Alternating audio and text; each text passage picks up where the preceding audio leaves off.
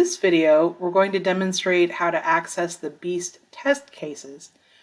BEEST comes with three different actually test cases that you can use to practice using the BEEST software, looking at several existing input files.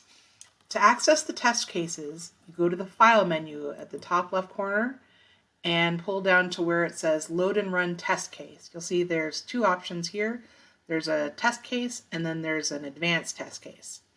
We're going to go ahead and click on the first one, Load and Run Test Case, and it should bring up a screen that looks like it's a bunch of receptors, and if we zoom in a little bit, we'll be able to see a little bit more about this project.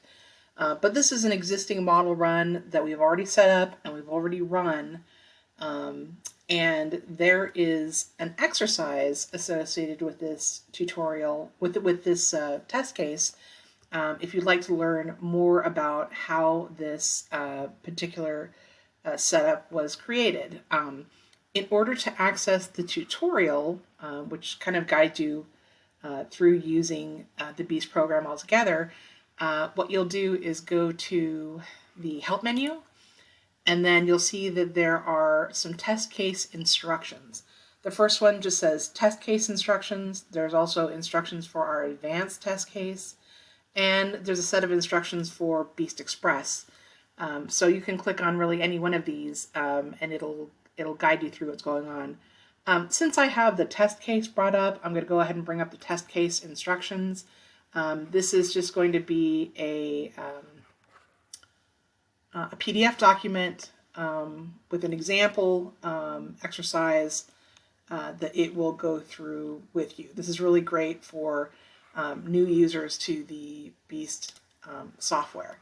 On the left side of the screen, there's some tools to zoom around on this screen. This is again our Show Current Data graphically screen right here.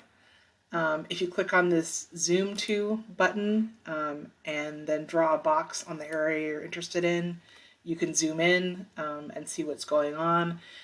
In this test case, we just have one stack and one building, but we can look at the inputs that are already prepared for the model run and the outputs, and that's all in the instructions. You do have the option of looking at the advanced test case here, also in the File menu. Load and Run Advanced Test Case. No, I don't need to save this. And you can see it's got a little bit different setup, a little bit different fence line, but also just one building and one stack here. But if you're going to use the advanced test case, you'll want to probably look at the advanced test case instructions. All right, that's it. Thank you.